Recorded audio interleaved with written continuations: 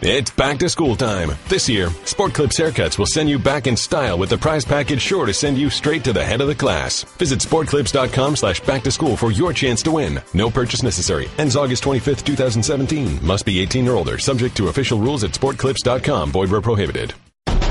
This is the Best of Mike and Mike podcast. Subscribe now by going to the Listen tab in the ESPN app. The Best of Mike and Mike. Here we are. We're back in better than ever. Mike and Mike, presented by Progressive Insurance. Our guests on the Shell Pennzoil Performance Line. And welcome to Wednesday.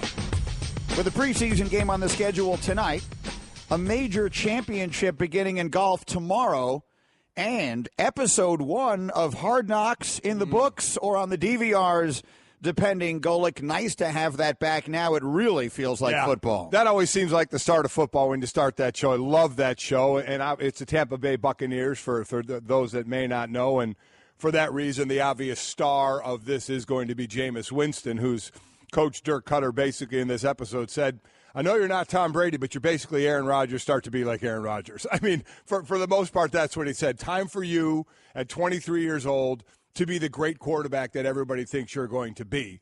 And, you know, so it was the normal kind of setup in Hard Knocks. You saw the hometown of Jameis Winston, the tough upbringing to where he is now and such. But, you know, then you get into practice, you know, you get a linebacker cussing out blocking dummies, you know, and you get, I think one of the cool things was what the FaceTime with the rookie running back, Jeremy Nichols and Snoop Dogg, because this running back played in Snoop Dogg has a youth football league in L.A., and this kid was a star running back of it, so Snoop's giving him some inspiration, you know, as he's getting ready to try and make the team. So, you know, it always has a little bit of everything in it. So I love when it comes back, and I do think when you get to that facility and on the practice field and such, you do get a pretty realistic look at what's going on. I also thought that the show was stolen last night by the motivational speaker, Eric Thomas. Yeah.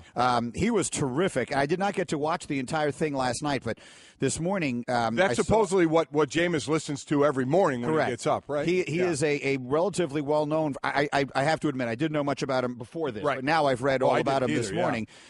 He's a well-known motivational speaker, and I wound up YouTubing. You can go on YouTube and you can watch the entire speech that they used portions of on last night's Hard Knocks, and it's really good. I mean, extraordinarily good. So of all the things that I saw from last night's episode, that was the one that jumped out at me, but one way or another, pretty interesting. And the other thing I'll say quickly before off the top is I cannot believe we've come all this way and you haven't commented on my haircut. You got a haircut? I got a significant haircut yesterday. I had been letting it grow out a little, and I decided that it was getting to be a little too much, especially in the summertime, so I cut a lot of it off yesterday, and somehow you've managed to go 3 full minutes and not even know. Can I ask you a question? Sure. We've been together, this is our 18th year? Yeah. 18th and final year, correct, by the way. In any of those times, you've gotten haircuts during these 18 years? A couple times, yeah. Have I noticed one? No, and you know what? It would be nice. It would be if nice if just once you said, you know, Greeny, I notice you got – you don't even have to say I like your haircut. Right. You could just say, I notice you look different than you did yesterday. So it's – what is it? It's August whatever. Today's August 9th. Okay, and this show is done about the middle of November. 17. How many more haircuts will you get in between now and then that I'll have a chance to notice for the first time in our 18 years? That's 3 months. Yeah, like 6 haircuts. You go once – I go every other week. That's right. We had this discussion, this ridiculous discussion. I try to go every other week, and that way it doesn't driving a always Mercedes? look like she's doing awful well for herself. That way it doesn't look like that jarringly different. Right. But this time you just said jarringly. You just said I got because we had put together a schedule or a system where Tina and we decided we were going to let it grow out. And it was getting really long, and I decided I hated it. And so I went in yesterday. Let me tell you, the floor around me looked as though we had shaved Chewbacca. So can I ask another question? Sure, go ahead. You and your barber have a plan? You discuss things? Well, I mean, I give her a little, marching orders when I sit down in the chair. So it sounds like you filled out some sort of game plan to get a haircut. But, I mean, there's a 30-second conversation that takes place. I want to leave it. For a while, I said to her, I want to let it grow longer. Let's just sort of clean it up a little bit, but let's let it grow out a little bit and see how I like it. Right. And then yesterday I sat down and I said, remember how we were growing it out? I hate it. And so we chopped it off. We chopped it. We went in there and we chopped it. The discussion, I walk in, I see my guy, hey, John. He says, hey, Mike. He says the same. I said, yep, and that's it. Now, for those of you watching on television, they're going to put up a picture of me from yesterday. Well, it's exactly the same. Well, it looks exactly the same. That is for not those listening on radio only. We put a split screen up of you yesterday. You got your hair cut after the show yesterday. I take it right. It wouldn't be before. It's exactly the same. That is not you got 3 hairs cut, and you probably paid $80. First of all, it was $24. Are you kidding me? Could we? Could we have gotten a more representative shot? It's a picture of your head with your hair on it. What more representative shot caught me with that expression on my face in the middle of a thought? My eyes are like half closed. They look like I'm in a Cheech and Chong movie. It's just a ridiculously. Well, that's a you problem. Okay? Well, I'm just saying. I look like I'm. But we can see the hair on your head, and it looks exactly the same as today. I don't think it looks the same. It actually looks more different than it would appear. Quite honestly, it's a ridiculous shot. Quite honestly, your hair looks a little darker today. No, something else you did? I did not do a thing. So you cut 3 hairs off it and colored it. There was no coloring. All right. Absolutely none. This was done in a public place. I have witnesses. All right, I'm certainly glad I brought that up. Let's move on. Off the top. Off the top. Here we go, Golic. And Chris Sale continues to pitch his way toward an American League Cy Young Award. Another dominant performance last night for the Red Sox. Yeah, he had 13 strikeouts, 8 innings he threw. It's his 10th career game with no runs allowed and at least 12 strikeouts, breaking a tie with Clayton Kershaw for the most among active pitchers, and the Rays don't want to see him anymore either. He's averaging 13 and a half strikeouts per 9 innings in his career against the Rays. Overall, it was Sale's 15th game with 10 or more strikeouts this season. The only other Red Sox pitcher, I think people can figure this out, with at least 15 10 strikeout games in a single season. Pedro Martinez did it twice. In 2000, he did 15 times, and in 1999, the year before, he did it 19 times. Off the top. Meanwhile, the next favorite to win the American League Cy Young did not disappoint either, and that's your guy, Corey Kluber. Yep, be leading the Indians to the World Series this year. Kluber, he pitched a complete game for the 4th time this season, tying his career high. His 11 strikeouts mean he and Randy Johnson are the only pitchers to strike out at least 8 batters in 13 straight games in a single season since the mound was moved to its current distance a long time ago. Off the top. I mentioned we got football tonight, and we do. The Panthers and the Texans, week 1 of the NFL preseason is upon us. No Cam Newton tonight, still, coming back from the shoulder situation, but we'll see Deshaun Watson. Tom Savage will get the start for the Houston Texans. You'll see Deshaun Watson, and on the other side, the 8th pick overall, Christian McCaffrey, who has really been a buzz in that camp. I remember when he did a one-on-one in pass against Luke Kuechly, caught the ball, put a move on him. That was on social media forever. Yep. You know what he did there. So a lot of people looking at how he's going to help that offense. So those are the 2 rookies people are looking at tonight. And the veteran J.J. Watt also expected. He is going to play tonight. Yes, you get a little action off the top tonight. Top. I find this an interesting story. The Patriots became the first NFL team to buy their own plane to fly to games, or I should say that differently. They bought planes. So no other team, according to our Darren Ravel, no other NFL team owns its own plane. They lease them and all of that.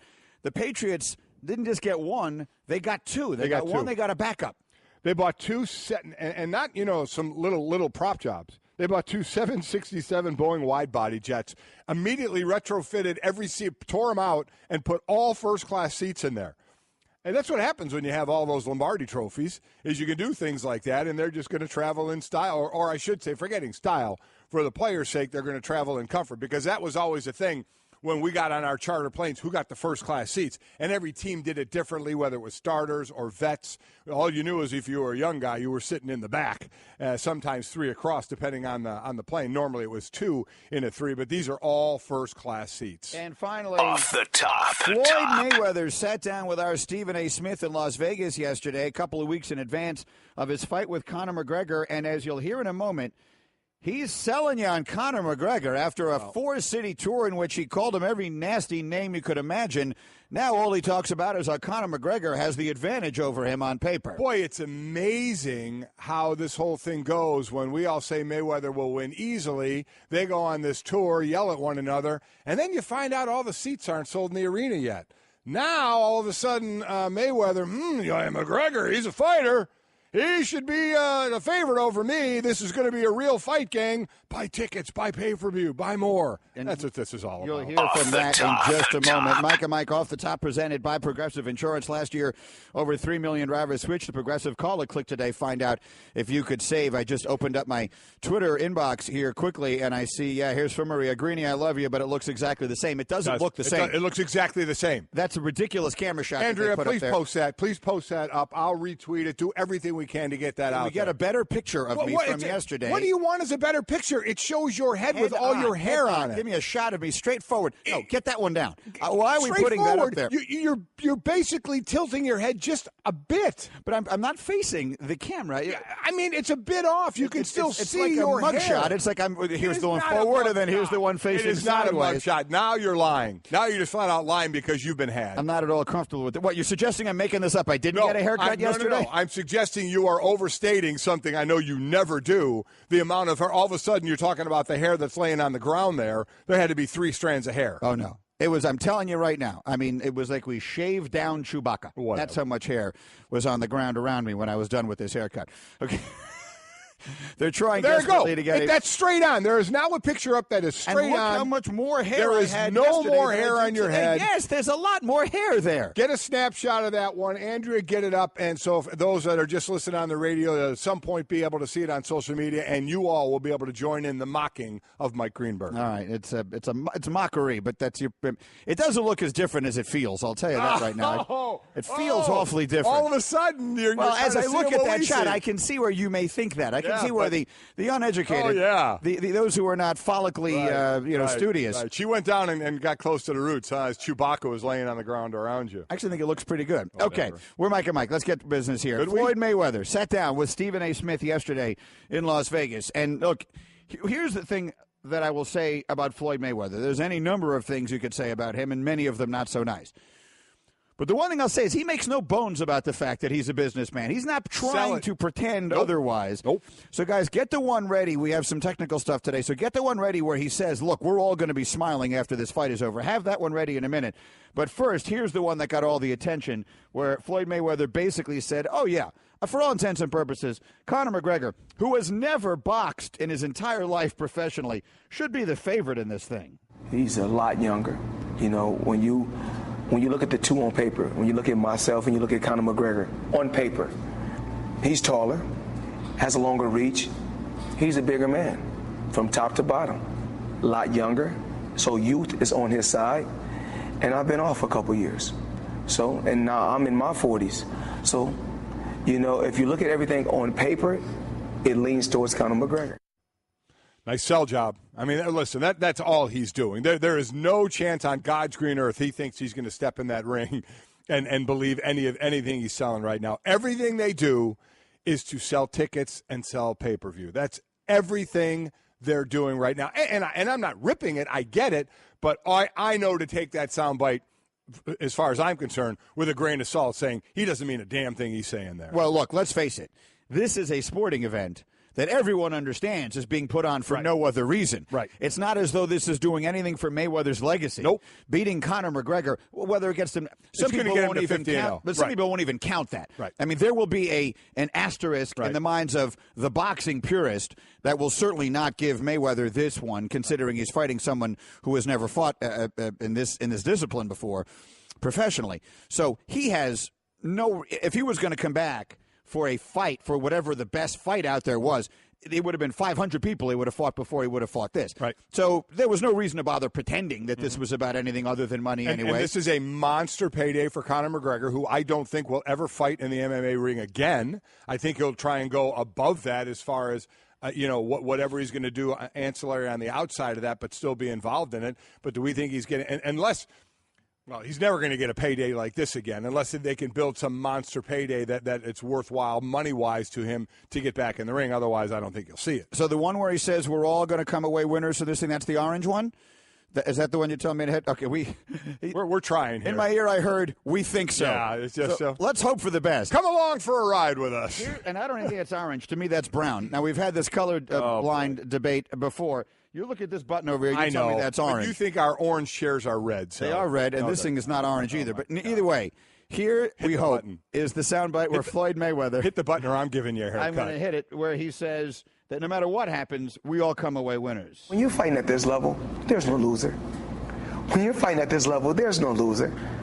I mean, I ain't never known a man to make hundreds and hundreds of millions that's a loser.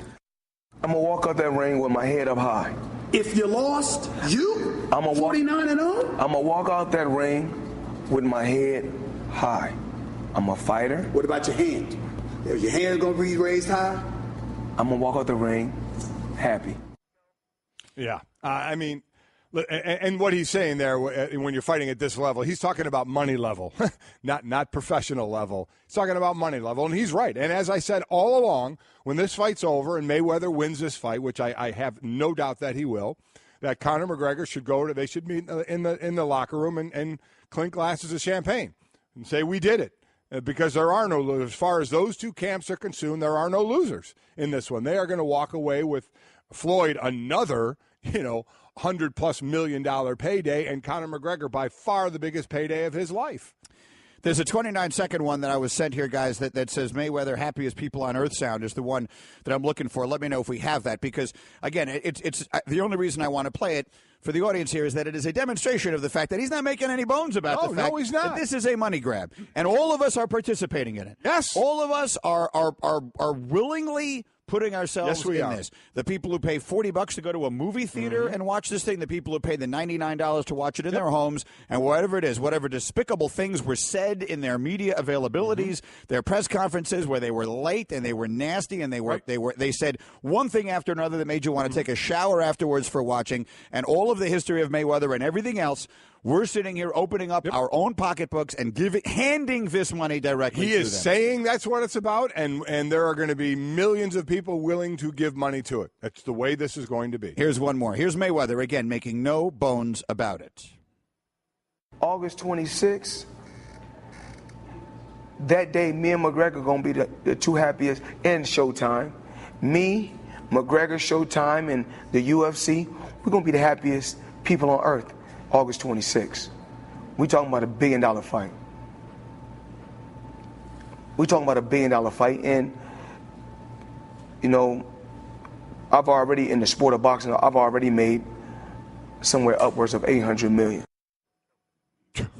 Listen, I mean, you got to give the guy that. He is a business guy. He understands it. He understands what his value is, and he has maximized it, and he's unapologetic about it. And, I mean, that part of it, I give him credit for not trying to say, listen, this is a show that the world has been waiting to see, and this is going to be an unbelievable test, and will it be the MMA guy? He's not trying to sell it that way, which you might have guessed they would. He's selling it for what it actually is. We're going to make a ton of money, and a lot of you are going to buy it, and we want to give you a reason to buy it. But now we're starting with this last interview. We may be starting now we're into a little bit of the sell job. Oh, on paper, he's better, he's bigger, he's better. Stop. I mean, just come on. Yeah, I mean, look, nothing is going to change the fact that if Mayweather doesn't win, it will be one of the colossal upsets of all time. Without question. People and whose opinions I regard, who know much more about boxing than I do, like Max Kellerman, who don't think that McGregor will even touch Mayweather, and maybe he won't. I have no way of knowing that at all.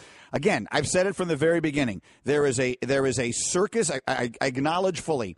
It is a carnival-esque, circus-esque level of interest I have in this. It is not as a sporting event. It is as some kind of spectacle that I'm just curious enough to see what happens that I'm in. And I've acknowledged it from the very beginning. It makes me a sucker, and a sucker I am. Yeah. And, you heard Mayweather say he's going to walk out with his head held. As I said, he's the win situation he is the amount of money, of which he has plenty of it. Owes a little bit to Uncle Sam still, but he's made a lot of money. But what did I say about no win? If he loses this, legacy done, right? Certainly damaged. Greeny. This guy was going to go try to be 50-0. Rocky Marciano was tied with him at 49-0 to go down as one of the great boxers. If he were to lose to a guy that's never had a professional boxing fight, legacy is crushed. I mean, it has to be. That's an interesting question, because Here's a guy who's 40 years old, coming back after 2 years out of the ring or whatever it is.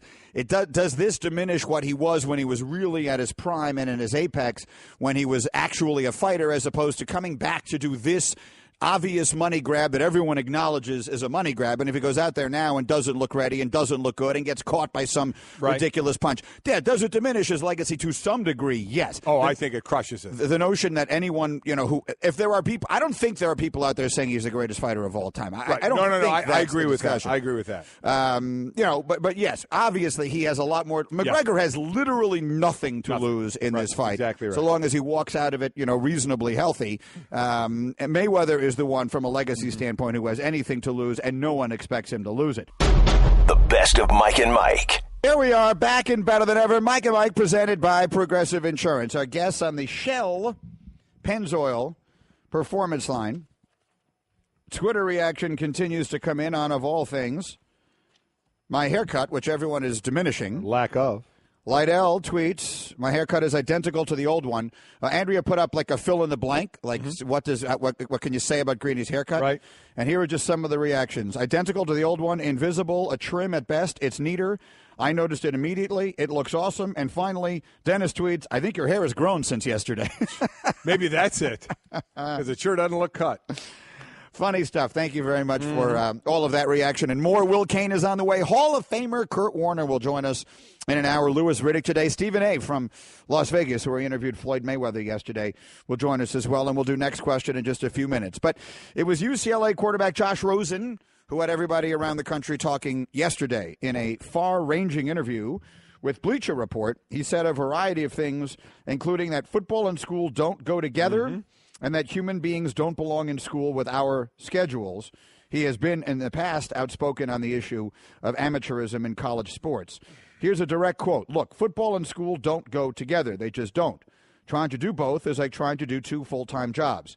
There are guys who have no business being in school, but they're here because this is the path to the NFL. There's no other way. Then there's the other side that says, raise the SAT eligibility requirements. Okay, raise the SAT requirement at Alabama, see what kind of team they have. You lose athletes, and then the product on the field suffers. That's one of many different comments he made. He also talked at length about the amount of money that is being made in the sport and the players not getting their share of it. He is an economics major. He's 20 years old, and he is projected to be potentially, if he has a really good year, as high as the number one pick in next year's NFL draft. So those are the issues on the table. Mr. Golic, what are your thoughts? Well, I mean, listen, some of the stuff he says, I think we understand. There are some players that don't want to go to college, but they see a path, and not just in football. Obviously, we see it in basketball. They have to go to school for a year to be eligible then for the NBA draft. So there are things I understand in what he's saying. And when he goes on to say, when you're putting in the schoolwork, you have a bunch of people at the universities who are supposed to help you out, and they're more interested in helping you stay eligible. There's some truth to that as well. Explain. Take that a little further. Well, what happens is you have academic advisors at school, and in some places, some schools, some advisors, they will steer players toward easier classes, especially during the football season, to have a lighter load and hence to stay eligible. And others will not. Others will steer you to classes that you're interested in, or along with the major that you have, but electives as well, to not overburden you or to challenge you. It all depends, on the student. But are there some places where they will guide you into easier classes so you can be eligible? Yeah, that's been going on for decades. But that isn't all they do. There has to be some responsibility on the student as well, saying that, I'm here and want to get an education. And, we can't just put everything. The schools dictate some of this, but players can have a say in it as well on what they want to get. But as I said, 1% make it to the NFL. 85% think they're going to make it to the NFL. So a lot of times they're going to follow the path of least resistance academically to be able to put their efforts into football. But that's a choice of theirs. Let me ask one question on the scheduling. I disagree with what he's saying. I get it. You're going to have far more thoughts on this. There's one other thing I want to get quickly just on the scheduling, because you would know this and I would not, since you were a player and both of your sons played recently. I have to assume that football practice and other specific football-related team activities take place at specific times. Yes. And thus, there have to be some things, some classes I just cannot take because it would conflict with that, right? I'm just making this up. If practice is at 3 o'clock, right, later in the afternoon, you can't take a class that is a lecture from 2 to 4 in the afternoon. My classes were done, depending on the day, but at 2 o'clock at the latest. Right. And that has to mean there are some things you can't take even if you want to. It just, by definition, has to. Well, I guess there would be if they're only offered in the afternoon. And my major was business management. My classes to fit my major were Monday, Wednesday, Fridays. I'd start class at 8 in the morning. Be done by 12 or 1 o'clock. Tuesday, Thursday, the classes were longer. They were 75 minutes, and I would finish sometimes at 2 in the afternoon. And the load you carry now. When I was at school, they didn't have the summer school thing, so hours I would take would be from freshman year to senior year, 15, 15, 15, 15, 18, 18, 15, 15 is how it was broken down for me. Now these players can get 6 hours of credit out of the way in the summer, which can be a buffer, can either help you graduate early, or it can be a buffer for you. If you're struggling, you can drop because you have a little bit, to make up. I disagree with him completely as far as you can't do both. You can absolutely do both. And Josh, by the way, let me cue you in. You're not the hardest practicing guy out there, okay? Go look at swimmers, who are swimming in the morning, lifting in the afternoon, and then swimming in the afternoon, the amount of times they do it during the week. So to specific, I would have had a little more respect for what you said if you said athletes who are working 20 hours a week, because that's the other thing that we understand. They're allowed 20 hours a week. Do you go over 20 hours a week? You absolutely can go over 20 hours a week. You can do it by meeting on your own, watching extra film, working out more, whatever you want to do. But that's all athletes at schools. And so I disagree with his premise, and I really disagree with the fact that he said football players' schedule, because there's other athletes out there whose schedule is tougher, who are working harder and are way more tired than a football player. I'm not saying you don't work hard, but what I'm saying is there are a lot of athletes who get to 20 hours a week, who do a little more than 20 hours a week, that are going on and doing school and doing it very well. So I disagree completely with this premise that you can't do both. You absolutely can do both. Now, do some steer you to easier classes? Yes. Are some players there fully with, I have to do this to get to the NFL? Yes. But in football, you have to do it for 3 years as opposed to 1 year in basketball. So some of the general things he said, I understand and agree with from the help. But universities want you to graduate. Right? They want you to graduate. So sometimes, do they try and put you on an easier path to graduate, given a particular student? Yes, that absolutely happens, because they want the number, they want you to graduate. But there are plenty of students out there who don't make it to the NFL, but practice 20 hours a week and go on to be scholars and have great grades, and go on and have no problem graduating. So I completely disagree with the premise. I'm more against what he said, because he just made it sound like football players are different than everybody else. The football brings in the money, unlike the other sports, but other athletes there are working just as hard or harder, as he is. So that's one thing I really took exception with, which is off topic a little bit. But the thing that I hear when I read these quotes is, I think, something that sometimes comes with youth, which is there's this feeling of, why can't I just have everything? And as you get older in life, you realize life is a series of making choices. Yeah. And it isn't about being able to have everything. It's delightful to say, and we tell our kids, you can have anything you want. You can have everything you want. The reality is life is a menu when you can only choose certain things from it. So as you read further into comments, he's talking about, well, if I want to take easy classes, I could get a degree in this, but I want to get an MBA. And okay, well, maybe you can't do all of those things. Maybe you can't take this specific major and be a football player. That's kind of life. That is kind of the way life works. Life is, I would like, I don't even know what I make an example here, but as you get into your life after college, right, you can do certain things that will not leave you time to do other things. You can't do everything all at once. And that's sort of what I think I'm hearing him saying. The bottom line is, as I read his comments, some of them I think are just obvious. Some of them are, I guess, remotely controversial. The fact that he specifically mentioned Alabama is going to make people upset. Yeah. He could have mentioned anybody. Yeah, wait till Nick Saban gets asked about that. But my point is, if he had just said, there's the other side, raise the SAT eligibility requirements. Okay, raise the SAT requirements across the board, and then you will lose athletes and the product on the field suffers. If he had just said that, no one would have argued exactly with it. Right. But he specifically said Alabama. He named the biggest, best team, so people will get upset about it. The overwhelming feeling I had coming out of this was I wanted to say, I don't understand the point you're making. I'm not 100% sure I get the point that he's trying to make. He doesn't like the amateurism set up the way it is.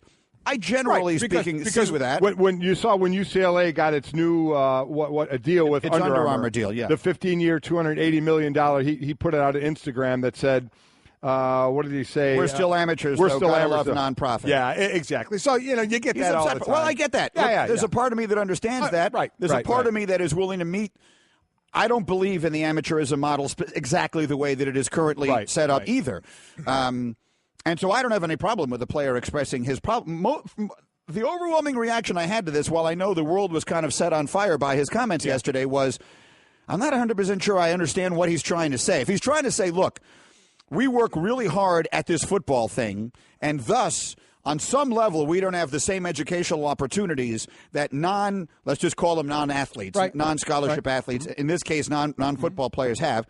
Okay, I get it. That's probably true. But also there are plenty of athletes out there who went on to play in the NFL or other professional sports that have economics degrees or other big degrees, according to Josh, and not, speaking like phys ed or communications or what people think are supposedly lesser degrees, which you still have to obviously work to get. Many players have proven you can. Many players have done that. So just the line, I guess if you take the line in a vacuum, football and school don't go together, I couldn't disagree more.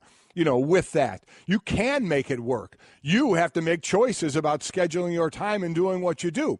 So don't tell me you can't put everything into football and then everything into your studies. If you want to, you can. So don't just sit there and make the line that you can't do it, because many players have, and many players outside of football have, as I said, who have just as hard as schedules or harder and are working just as hard as you, Josh, or harder, and they're able to do it as well. The other piece of this is if the overwhelming point he's trying to make, the overarching point he's trying to make, is that he thinks it's wrong that you should have to go to college to get to the NFL, which is to say there are people who are there, as you pointed out, only for this reason. Yes. Well, that's true. No. As I said, he said some true things. There are basketball is a better example. You think these guys want to go to college for a year? They'd rather just go from high school, but they have to go for a year, and that's even more of a mockery of the educational system. They only have to stay eligible for one semester, not the 1 year, one semester. So that's more of academics really means nothing to those players because they're out. For a football player, that's 3 years. But guys will just want to stay eligible. There are players that just want to make sure they stay eligible to try and take their shot at the NFL. And that's what I think is, I don't think it's wrong to have the dream of wanting to make it to the NFL. When I say 1% make it, there's nothing wrong with 85% thinking they can. There's nothing wrong with having that dream, but that doesn't mean you forego everything else. You can have that dream and work for it and still get a college degree.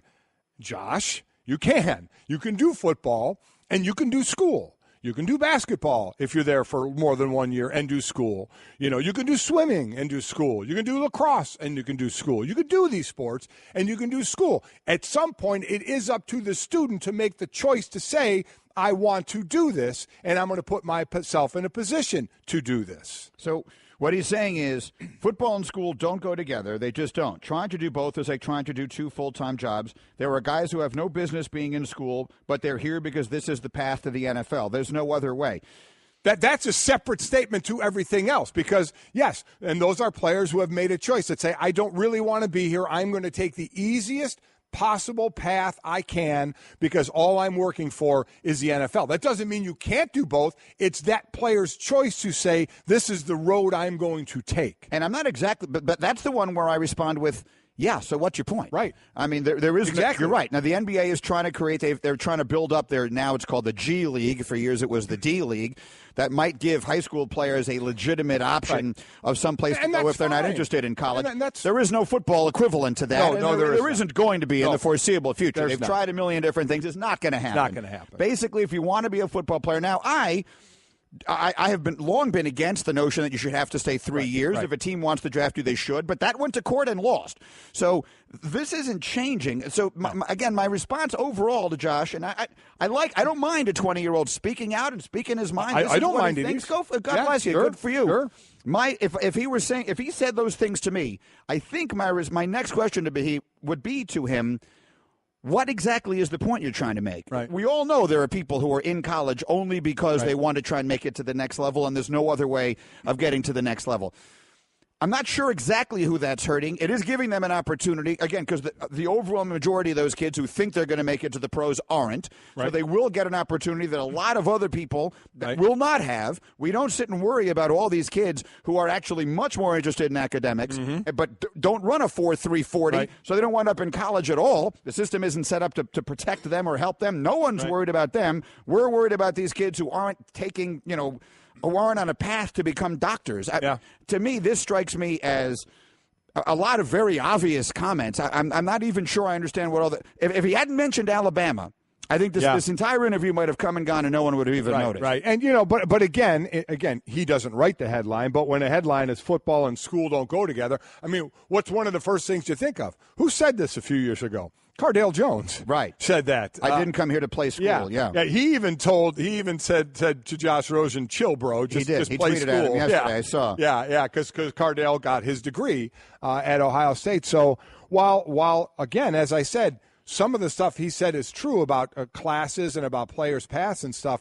The overlying sentiment he has, I couldn't disagree with more, and it really offends me to the point when he just singles out football. I know that's the sport he's in, but just like you said, the general statement of if they raise the SAT scores, what some schools may have, but he specifically went to Alabama. If he would have said athletes who have to work 20 hours a week, that could be because all the athletes do. In all the sports, they get the 20 hours a week. So for him to single out football, that gave it a little sour taste in my mouth. Mike and Mike presented by Progressive Insurance. Pick from a range of coverage options with the Name Your Price tool to find a price that works from you. Let's hear from you. Your thoughts on the Josh Rosen comments. We'll have Will Kane in here coming up in a few minutes. We'll get his thoughts as well. Meanwhile, here on Mike and Mike, let's do a quick version of Next Question, Golic. We'll go around the world of sports here, and we'll get a couple of the big questions of the day all over the place. Here we go. First question. What kind of impact will the NBA's schedule change have on star players resting during the season? I think they'll still rest, maybe not as much, but what will be protected, I think, in all honesty, the most that was, while I think coming out of it, they'll talk about it in equal terms of we want to make sure fans that buy their tickets, the 18,000 in the arena get to see that star player. But I think this is about protecting the TV contracts and making sure those guys play on those weekend games, the big nationally televised games. I actually think if I had to name specifically the impact, it'll be you will know with greater advance notice which games these guys are going to miss. I think you'll know that more. You can sort of look at the schedule and be more obvious to pick out the spots where there is significant jeopardy that you will miss one of the players. Next question. What is your biggest gripe with the Undefeated's list of the top 50 greatest black athletes of all time? I can't have a gripe because it wasn't a 10-person panel who picked this. They opened it up to everybody. Right. And that's one of the reasons you have Simone Biles and Gabby Douglas 8 and 9 overall ahead of the Satchel Pages and Magic Johnson and Kareem Abdul-Jabbars and Walter Paytons of the world and Bill Russells. And it's so I can't rip it. If you're asking a bunch of people, some that are 18 years old, 20 years old, 22 years old, and then some 60-year-olds, you're going to get a wide range of athletes. So it's very tough for me to criticize a public list. I can disagree with the order of some of this, which I do, but I can't criticize it. I feel exactly the same way. This is just a popularity contest. Right. And so that's fine. I mean, if you're going to get into some of the specifics, the notion that Tiger Woods is not on it at all is ridiculous. The notion that Kobe Bryant is not on it at all is ridiculous. Yeah. The notion that Bill Russell is 36th is so ridiculous it's hard to even put into words. But Bill Russell stopped playing 40 years ago. Exactly right. And the majority of people who voted on this don't know anything about it, and that's just the way the world goes. Right. So I'm with you. There are any number of things on the list that I think make no sense whatsoever, but this is just a popularity contest, and the recency bias is to be expected. Next question, true, false? Conor McGregor has the advantage against Floyd Mayweather on paper. It's false, because what are you looking on paper? You want to look at height. You want to look at weight. Well, they're going to be basically the same weight. You want to look at reach and all that. Okay, that all goes on McGregor, but also on that paper is never had a professional boxing fight in his career going against a guy who's 49-0. Give me a break. Right. Give me a break. The operative numbers on the paper are 49 and 0. Not Mayweather's record, but the number of fights he's had and the number of fights McGregor has had. Mayweather has the advantage in every conceivable way. The statement is false. Next question. Do you agree with Herman Edwards that Dak Prescott is the worst quarterback in the NFC East? The others, of course, are Eli Manning, Kirk Cousins, and Carson Wentz. Wow. That's an interesting question. Wow.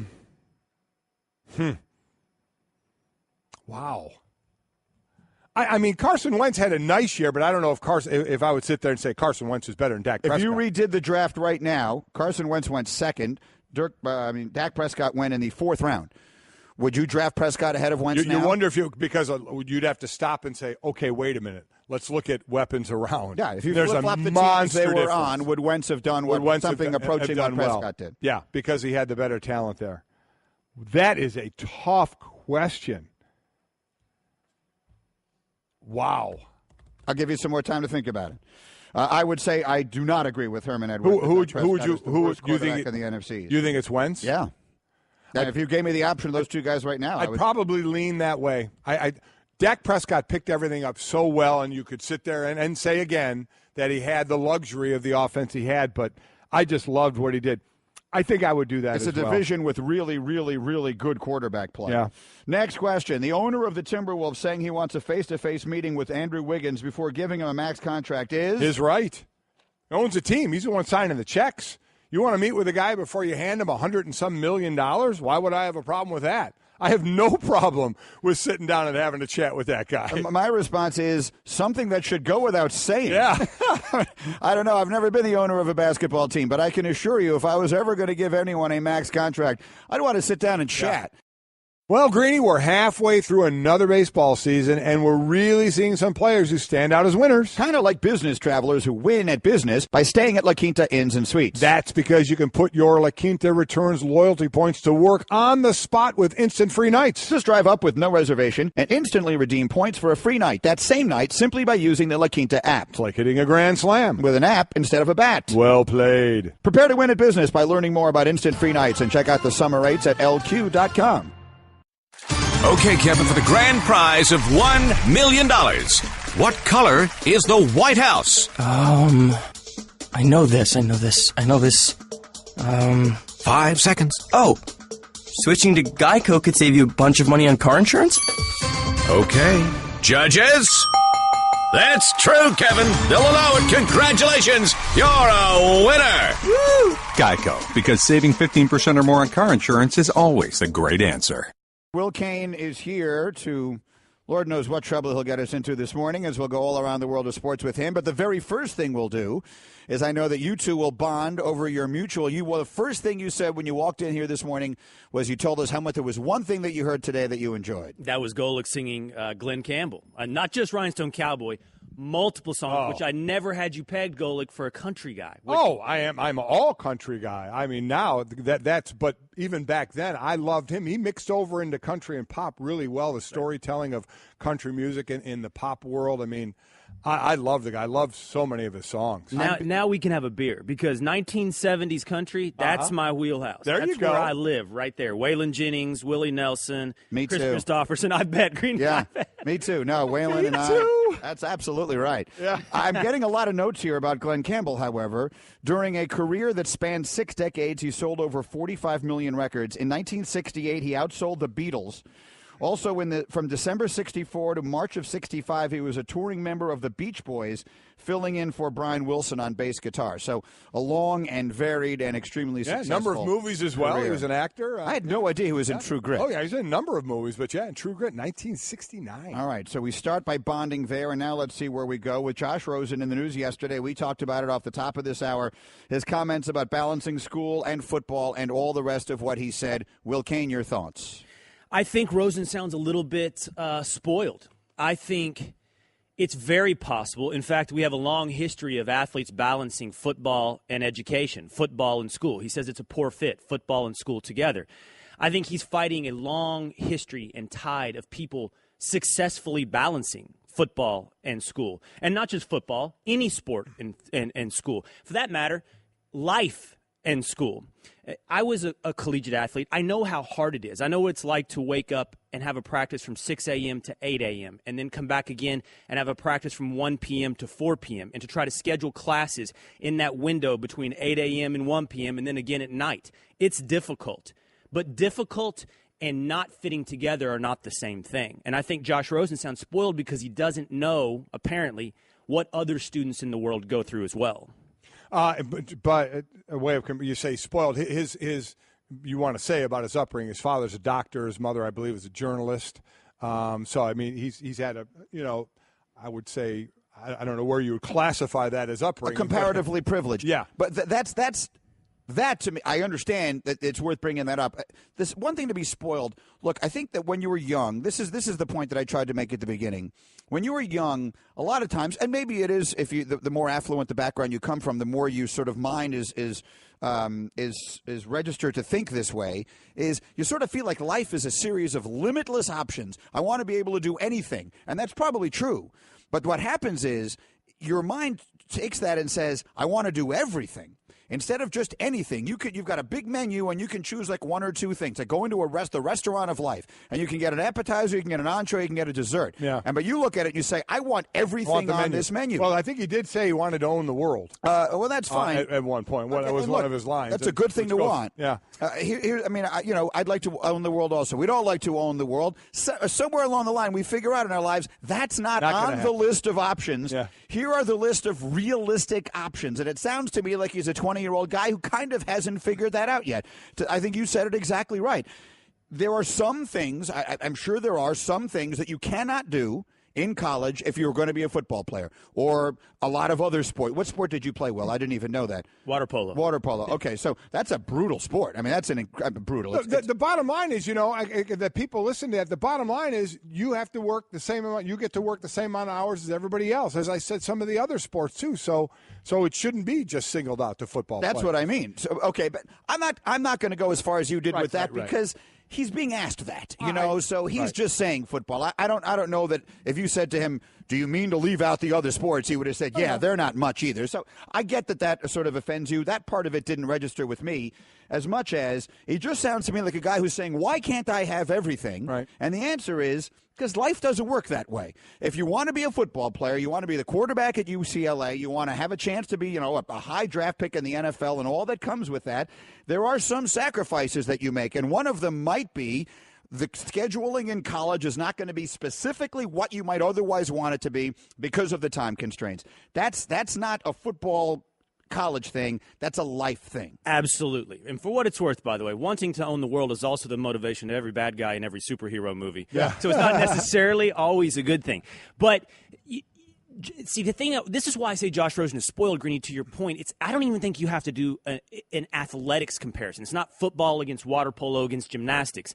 Do you know how many collegiate students have to work their way through college? Right. And how many successful people have to do so, not in the luxury of having an abundance of time, but because they have to squeeze it in. J.K. Rowling wrote Harry Potter on her lunch breaks from her regular real-life job. People do this. People go and do great things while also doing the things that you have to do. And so that he has to go to school and schedule classes while also taking, multiple practices a day for football. That's tough. But that's not also making football and school a bad fit. You can do it, Josh. Many, many, many athletes have done it so far. It's a great point about those that have to work along with going to school when they want to be probably, studying or doing their homework. They have to go, whatever they have to do, bust tables, to make some money to help pay for school or to work wherever, and then they have to find time to do it. So, yeah, it'll be interesting because we have my son on every Friday, and from what I understand from the text from my wife, he wants to jump into this, and he has a far different view on this. Well, let me just say this. I'm also someone, I don't know where Junior is on this. I think I know where Greeny is, where I don't think athletes should be boxed into having to go to college to make their professional leap. I don't like the one-and-done rule. I think if you have a unique talent in the world, you should jump to being able to monetize that talent. But then let's not bellyache along the way about how difficult it is to do school and athletics at the same time. I also don't think football lends itself as much to that because there might be, like every single year, there are probably 6 or 7 high school basketball players who could play in the NBA. Right. I don't know that would be the case in football just because of the maturation of your body. Ooh. These guys might get seriously hurt. You let an 18-year-old kid, there might be one a year, tops, who could physically handle what it would take to go to the National Football League. And to play right away as opposed to going into a lesser league, which the NFL doesn't have. Right. It would be nice. It would be nice if there was some sort of preparatory league, but that doesn't exist. As a whole, we have talked about that and agree with that, but that's, it's not there. Right. And it's not going to be there, especially in when we're talking football and the NFL. So you have to go to school and you have to play football when we're speaking specifically about football. And many have done it. And many have done it extremely well. So that's why it was a little eyebrow raising. And again, by mention specifically Alabama, he says there's the other side that says raise the SAT eligibility requirements. Okay, raise the SAT requirement in Alabama. See what kind of team they have. You lose athletes, then the product on the field suffers. People will make a very, very big deal out of that. I think he just picked the top team, the machine right now, right? Do you have an issue with that statement? Is there anything about that particular statement that offends or upsets you, Will Kane? No, I actually think Rosen has a point on this. We're not, if you think about collegiate athletics and football in particular, it's not really an equal playing field. To Booger McFarland's point, he spoke on this yesterday. Stanford and Alabama aren't really competing on the same playing field if they have different requirements of who can come in and be on that team. Different SAT requirements mean you're getting Stanford's just drawing from a smaller pool of athletes that can feed into their football team. So, I think that's a legitimate complaint Rosen has about making SAT scores somewhat comparative, but I don't know how you're going to fix it. It's also not specific to sports either. Right. If you just look at who's going to get into what colleges in America, all of them are the highly selective colleges are taking fewer people and different levels they are. Of students plus you than don't others. Have to go there. Notre Dame does the same thing. Their requirements are higher. You don't have to go there. It doesn't have to always be about Notre Dame. What's that? It doesn't always have to be about Notre Dame. Well, I just thought I'd throw that in there. But Northwestern does too, and so do many others, and that's why. No, but that's just the reality of it. Right. So I've said many times that Northwestern, we're not going to be Alabama or one of these other schools like that because you're just not drawing from this. You are just limiting the number of people that could potentially come play for you. That's just the reality. Here's the value of Rosen's comment on the SAT scores. College is a poor fit for many football players. College is a poor fit, as a matter of fact, for many students. We have over-expanded the idea of college is good for everyone, I think, regardless of athletics or not, that it's always the path to success. It can help, but it's not always the right fit. And taking on hundreds of thousands of dollars in debt to get yourself marginally better job prospects for some people is not the right path. So to Rosen's point, just because you can skate in because of your football ability and maybe not stick around once you get there because you can't hack the classes, I would love it for there to be another path to pursue football professionally. It's just that college is a one-size-fit-all for everyone right now, and that's not right. The best of Mike and Mike. We have always enjoyed, the two of us over the years, we've talked many times about how much we enjoy Hall of Fame induction ceremonies. Absolutely. Be they at the basketball or the baseball or at the football, because you love to hear the stories, the path, the road that was taken to get from wherever the beginning was to that moment in Canton, Ohio. And I think it's probably safe to say there have been very few, if any, paths less traveled than the one that was taken by our next guest and new Hall of Famer, Kurt Warner, who joins us on the Shell Pennzoil Performance Line. Kurt, congratulations. What a delight to talk to you, and I hope you're doing well. How's everything this morning? Everything is great. Always great to talk to you guys as well. Been a busy week or so, but what a great week and a fun week to share with my family. Was there a point, since you were the last speaker, to you wondering if you were going to actually speak on the actual day you went into the Hall of Fame, or was it going to pass midnight before you got on stage? That's funny because some of the Hall of Famers were joking about that. You're the only one that's going to speak on Sunday, so you're going to have a whole different induction day than everyone else. So, yeah, they were definitely the moments. It was a long night, and it got difficult because a lot of the fans that were there, because it was so long after their guy, so to speak, spoke, they left. So I finally got up there, and you wait for this moment forever. And then you stand up there, and the whole middle of the stadium is empty, and so it was a bit rough from that standpoint. But the people were there that I wanted to be there, in my family, and then obviously lots of people sitting at home watching on their TVs. But yeah, it was a bit crazy how long it lasted.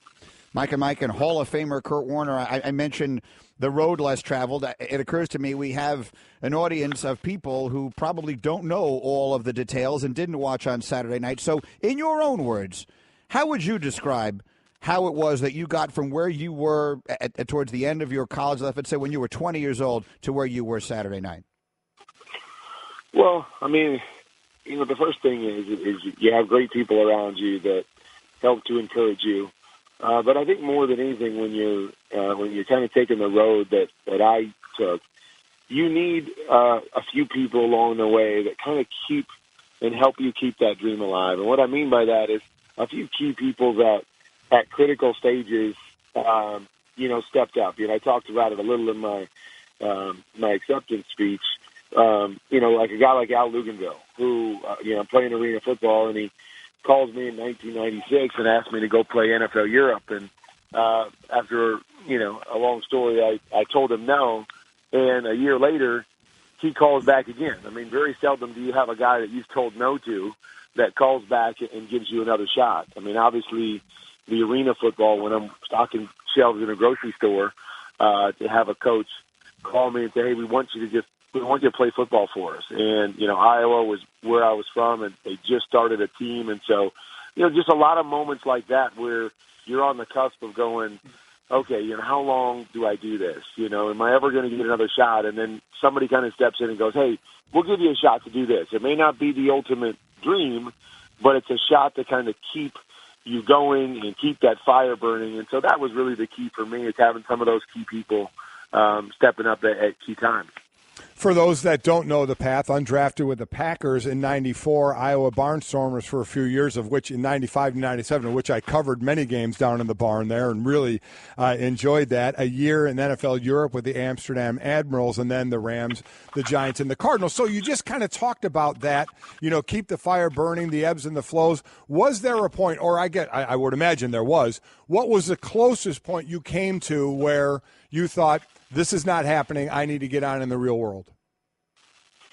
Well, I mean, I think the closest point came, just in arena football. And that didn't necessarily mean I was going to go back to, quote, unquote, the real world. As you said, I loved playing arena football. I had a blast playing.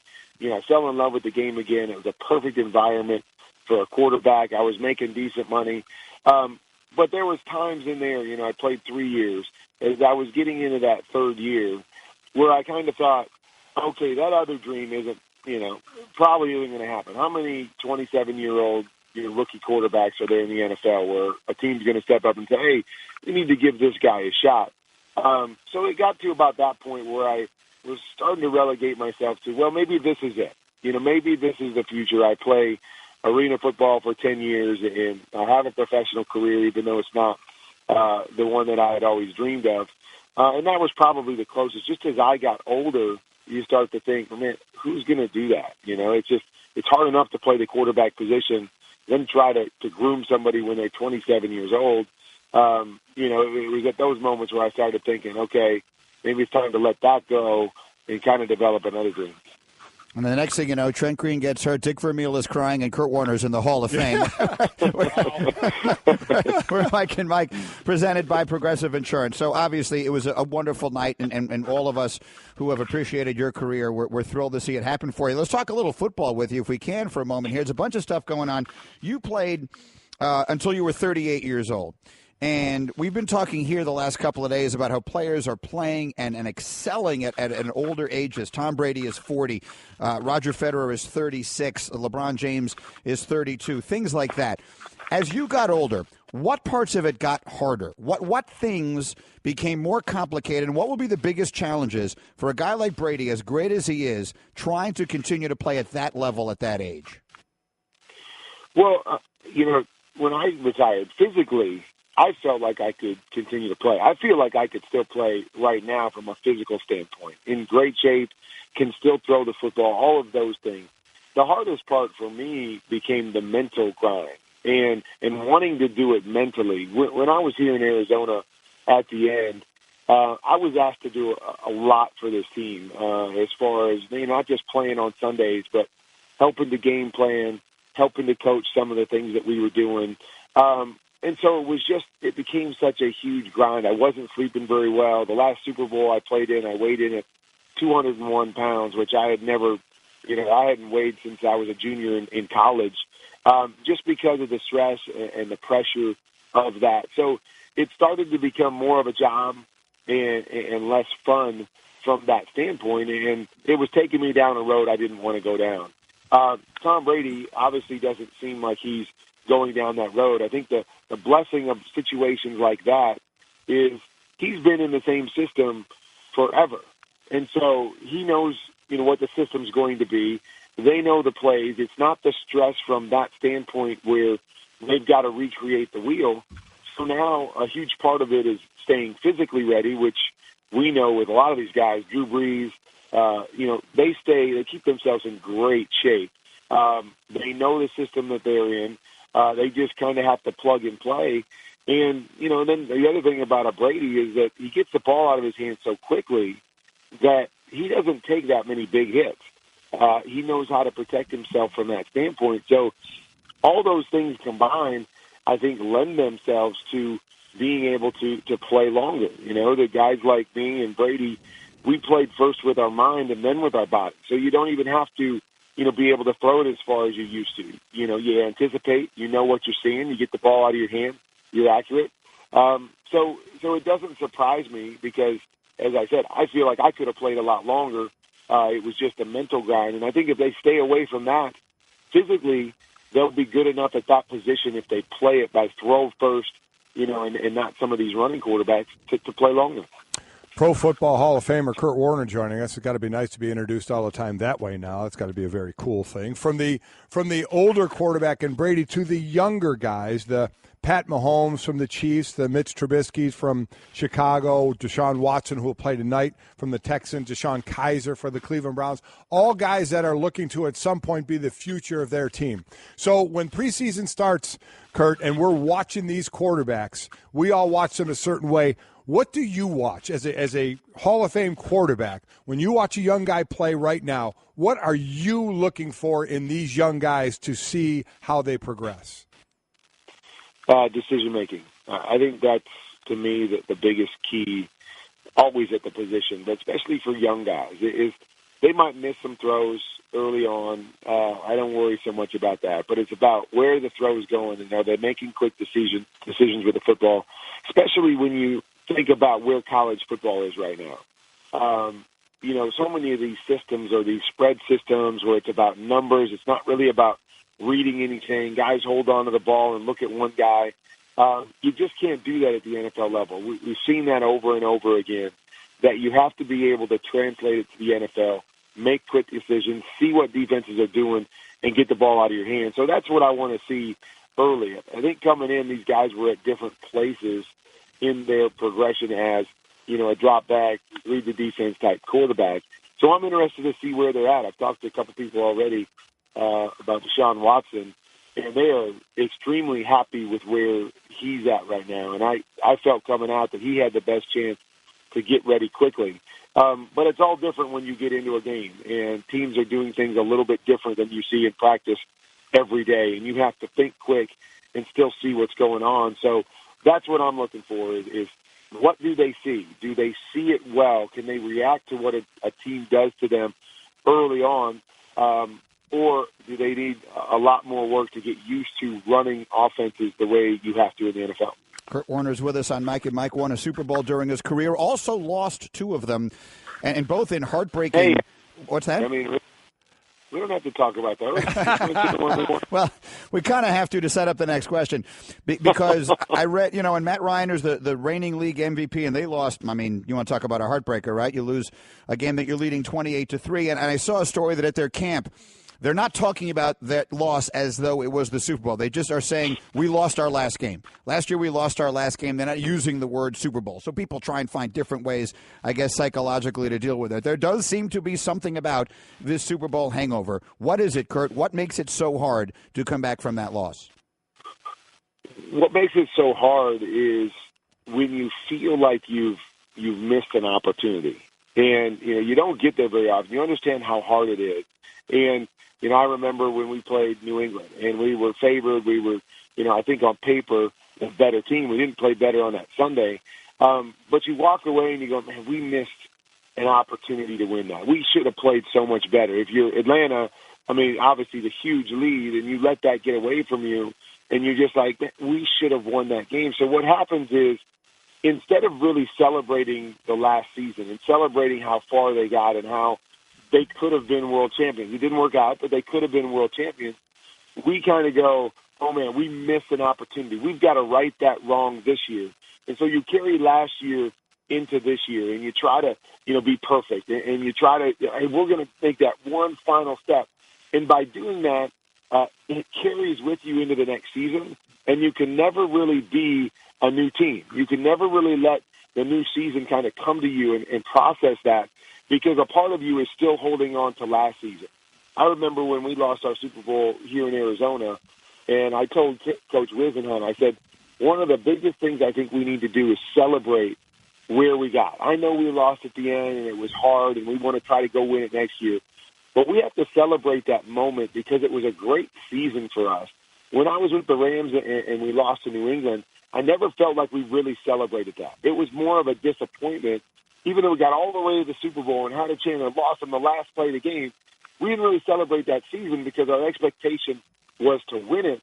And so we carried that with us the next season, and we started out 0-5 or 0-6 the next year because we were trying to be perfect. We were going to show everybody that last year was a fluke, and it carries over. And that's why you talk about the hangover is you got to let it go. Every season, win or lose, it's its own season. So you have to let that one go and see what this season is going to bring and be ready for everything. But it's very difficult to do, especially when you lose, in a manner on the last play of the game, or you lose in a manner like Atlanta did with a huge lead, everybody thinking they were going to win, and then they kind of blow it.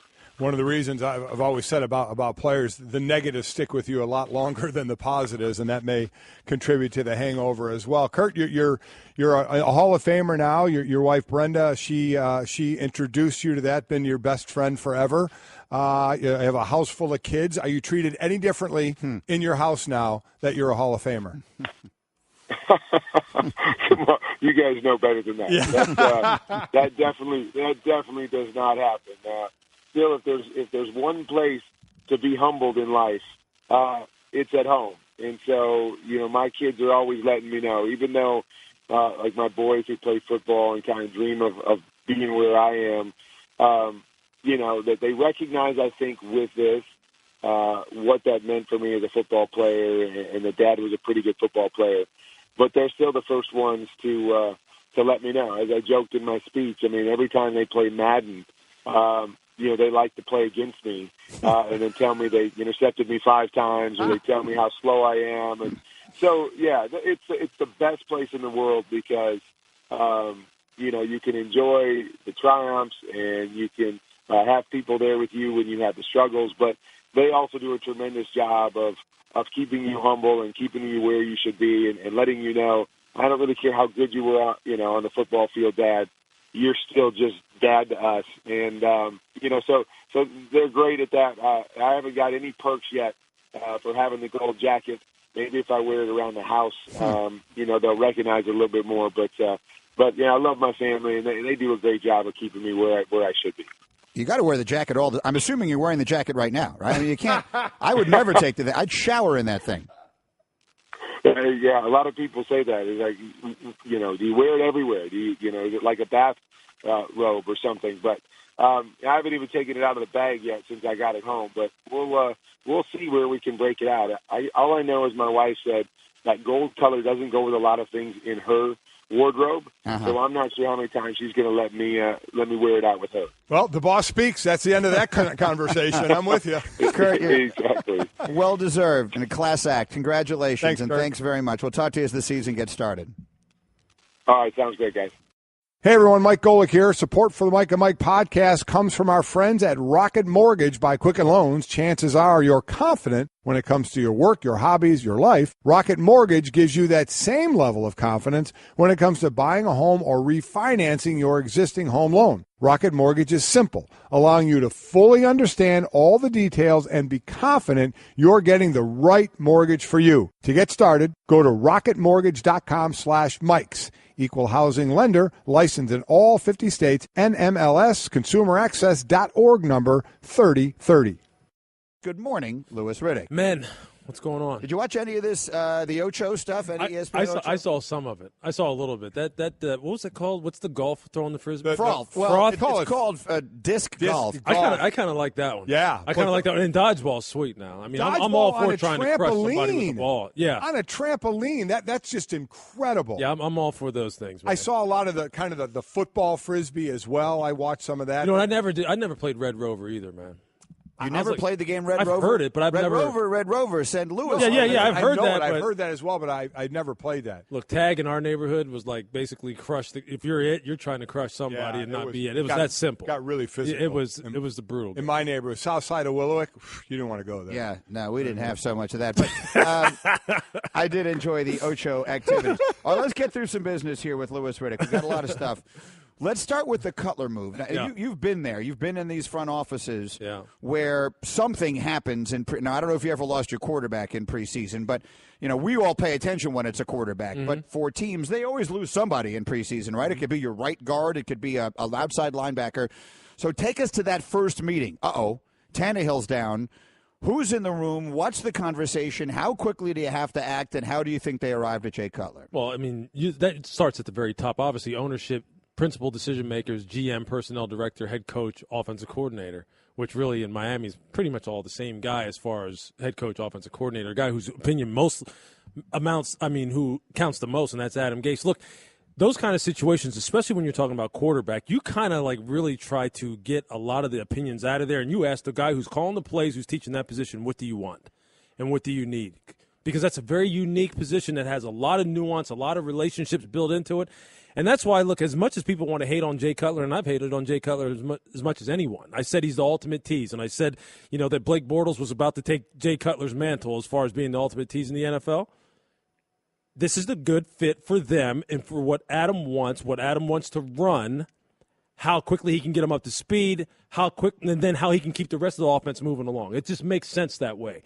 Look, Jay's personality, his body language, his natural intrinsic leadership skills, we can crush them all we want. And we have on national TV in our own homes when we're just sitting there watching the guy. But this is about Adam wanting someone who he was comfortable with, who he didn't feel like he had to slow down the rest of the offense, the rest of the teaching progression as far as what he wants to get done so far in the preseason. And he really thinks that the guy still has talent that can help them win football games. So I know that we're going to naturally make the jump to, why wasn't Colin Kaepernick brought in here and start having that discussion? But if you took all of that out of it and Colin Kaepernick wasn't someone who was sitting on the street right now, I don't think there'd be that much of an uproar over Jay Cutler signing, other than the fact that personally some people just don't like him, which is justifiable in many ways. If Jay Cutler doesn't play all that well and they don't feel they have a quarterback, Tannehill, they can get out from underneath that after this year. Do you think Ryan Tannehill's days are done with the Miami Dolphins? I thought this was a very important year for him regardless because of the fact that whenever you give a front office a way to get out, right, and they built that into the contract anyway, you don't want to give him any reason to go ahead and exercise that out. Even though last year he came off the best year of his career by far, and Adam has been a very staunch supporter of this guy and thought that he unfairly has been judged and that context hasn't been used. Just looking at raw numbers is how people usually judge quarterbacks when people don't really want to like him. They don't really want to know the whole story. And Gase has said, you don't know the whole story with this kid. He's better than you think. So just let me be the judge of what really his future holds here in Miami. So, yeah, I think now, depending upon how this football team does, depending upon how Jay Cutler does, depending upon how much Jay Cutler wants to play pass this year, if he does play well, I think there's a lot of balls up in the air as far as Tannehill's future in Miami for sure. Yeah, Cutler's a guy who could go from retirement to having an entire new career. That's right. If he plays well, there's no reason to think they couldn't sign him and keep it going if it goes better than some expect. Mike and Lewis Riddick is here. As far as Kaepernick is concerned, the more time that has gone on, the bigger deal this becomes. And so I think that actually complicates his situation. Back in March, whenever this process began in earnest, the free agency process began, there were a lot of eyes on Colin Kaepernick, and there was going to be a reaction wherever he went. Now, because everything else has happened, all eyes are on Kaepernick, and it will, instead of it being this is the team that signed him, it will be this is the team that finally signed him, or this is the team that was willing to sign him when no one else was. Yep. To me, that actually complicates the situation rather than making it easier. No question. The further and further discussion Greeny gets away from actual football, the more complicated and more hesitant teams are going to be to sign him. Because now the discussion really isn't about so much, even though, later on SportsCenter, I'm actually going to talk about his play on the field. Not many people really want to talk about how good he is or how good he isn't, where he fits, where he doesn't. It's more about, is he being blackballed? Are teams getting together or not getting together and just saying, hey, look, we just don't want to deal with this guy? That's what the discussion's really about here. And the further we've moved through the offseason, now that we're in the training camp, again, it's more about is Colin being done wrong here than it is about what he actually does on the field. And I'm telling you, that makes front offices and owners even more wary of bringing a guy in like that because they're not going to answer any questions about, okay, is he good in 3, 5, 7-step drops? Do you need to move the pocket for him? What kind of play action passing game do you? People don't want to ask those questions. And owners don't really want to deal with it. And look, their trepidation obviously is very real. It's real. I've talked to people in the league, and just kind of beating this subject around a little bit and kicking it around. It's real. People are worried. People are very hesitant. And the longer it goes on, now that you have a rally coming up, that's not the kind of thing that makes owners want to jump out there and say, I'm going to take the chance. It just isn't. If this rally is intended to help Colin, which I'm sure that's why they're doing it. Of course it is, I don't believe that's unfortunately going to be what's going to happen with this. Do you think he plays this year? We're waiting on an injury. We know that. So it has to be the injury to the right team with an owner that said we're fine with signing him. Do you think that's out there?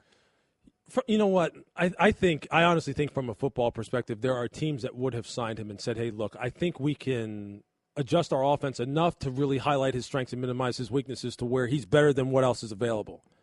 But I think, again, to your point, the longer this goes on, the bigger the discussion gets, the more people are just going to pass.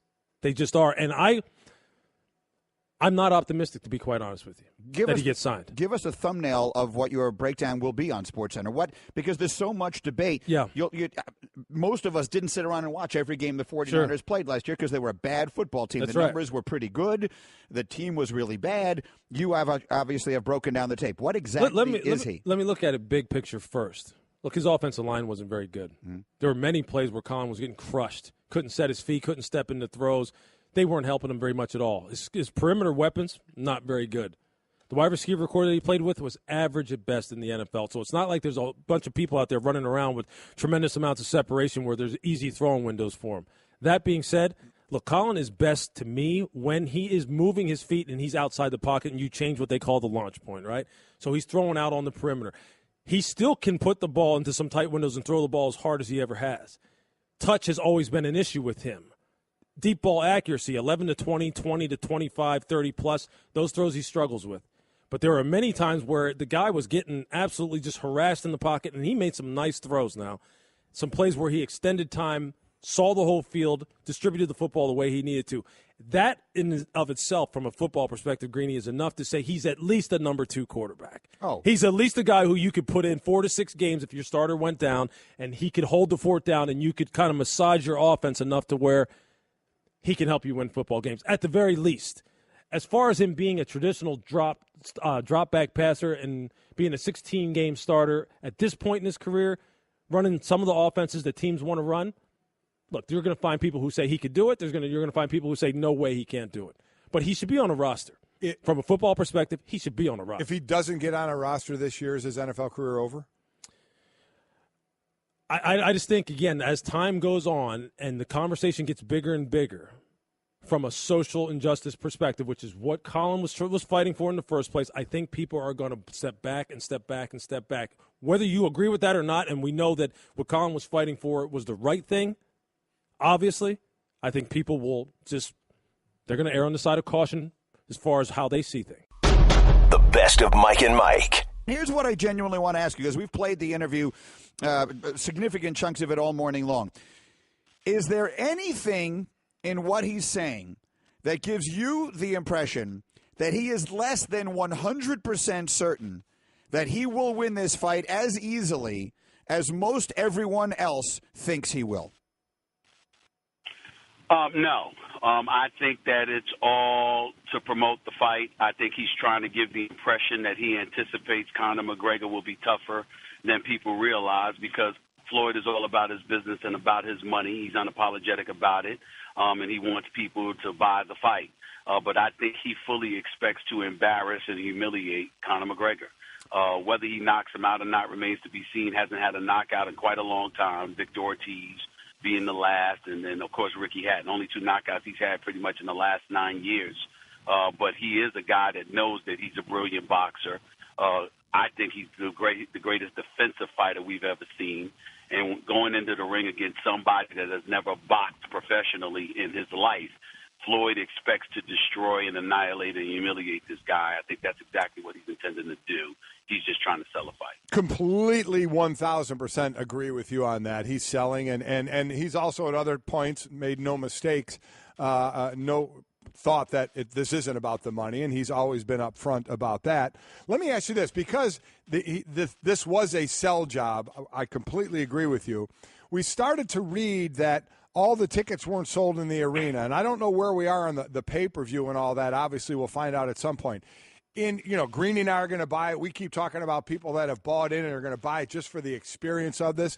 Do you think this may not sell as much as others think it may, and maybe that's why Floyd's going into sell mode a little more than we thought? I think it is going to sell, and I think it's going to sell because of the personalities alone, and it being Conor McGregor. I think Conor McGregor is going to be the biggest reason why it sells, as opposed to Floyd Money Mayweather. And let me explain. Conor McGregor talks trash better than most. I think he does a better job of it than Floyd does, actually. But he's also a guy that steps into the ring and handles his business. He's a knockout artist. That's what he does. And so when you take that into consideration, and you know that as a UFC fighter, like he said, he actually wasn't lying. He does consider it like half a fight. He's like, you can't kick, you can't wrestle, you can't engage in martial arts, you can't do any of those things. He said, this is like half a fight to me. So his mentality is that, okay, going into the octagon, I got to worry about somebody kicking me. I got to worry about somebody elbowing me. I got to worry about somebody wrestling me and, doing finger 4 leg locks or whatever the hell it is, and anything else, because all of that stuff goes in the UFC. All I got to worry about is this guy's hands, and that's it, and he doesn't have knockout power. I'm taller, I'm bigger, I'm stronger, I'm rougher, et cetera, et cetera. The belief from Conor McGregor is that I can walk through this guy. I'm not trying to box him. I'm trying to get to him so I can put him to sleep. And Conor talks the amount of smack that where he means it. That's exactly his intent. We just don't believe he's going to be able to pull it off. But he does. And knowing that, that's what makes it interesting, because he can sell you on the fact that he believes he can do it. And that's the difference. All right, to about 2.5 weeks away from the fight at this point, and we'll see what winds up happening there. Mike and Mike, Stephen A. Smith were presented by Progressive Insurance. A couple other quick things before we let you go. We went through some of the NBA scheduling changes that the memo came out yesterday, and it's still being finalized, and teams can still ask for a couple little things. But clearly, the league and the Players Association are trying to make some changes that will address the issue of player rest, the frequency with which it happens, and certainly try and protect the national television games. I'm sure you've had a chance to see it. What is your general sense of it, and how much difference you think it will make? My general sense of what, Mike? You went out for a second. I apologize. Sorry, of how much difference the new schedule, some of the changes they're trying to make, will make with regard to player resting in the NBA and particularly protecting the big national games on Saturday nights and the TNT games, et cetera. Anything that cuts back on the back-to-back games is going to be an asset for the league. Number one, guys are going to be more rested. And number two, they're not going to have the excuse to sit out games the way that they did last year. A matter of fact, make no mistake, the guys, they missed the games that they missed, and they sat out the games that they sat out just to make that point, to make sure and to force the NBA to modify the rules to some degree, or the scheduling to some degree, because the players religiously have resented that for years. And it's something that they wanted to address. So they made the league suffer by sitting out games, having us go off about it, and bringing negative publicity to the league for that issue, forcing the league to take a stance on it and to make modifications. That's exactly what the intent is. And as long as they get to cut down on back-to-backs, it's going to be fine. Wow. All right, that's interesting. I had not heard that before. And very quickly, Stephen A., just because it's something that fades away into the background, but it's still hovering over everything, where do you believe we are right now with the Kyrie Irving trade? Well, I think that Cleveland has to get rid of him. I think that it's very, very clear that he doesn't want to be in Cleveland with LeBron James for this upcoming season.